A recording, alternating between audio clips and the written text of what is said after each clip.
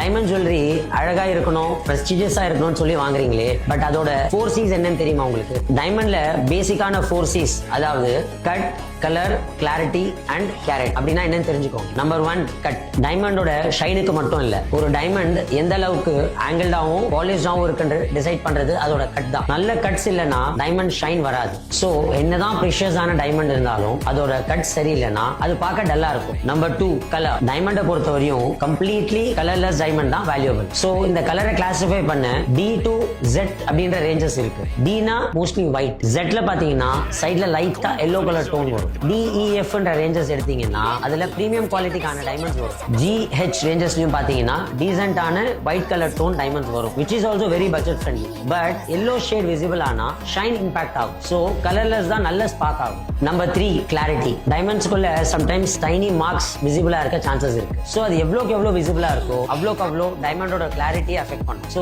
நம்ம வாங்கும்போது அதை செக் பண்ணி வாங்குறது very important. Number 4 carat. Carat is nothing but டைமண்டோட weight. 1 carat is equal to 200 milligram. So கேரட்ன்றது வந்து டைமண்டோட சைஸும் வெயிட்டும் தான், தவிர அதோட குவாலிட்டி கிடையாது. இந்த மாதிரி நிறைய இன்ஃபர்மேஷன்ஸ்க்கு எங்களோட பேஜை ஃபாலோ பண்ணுங்க.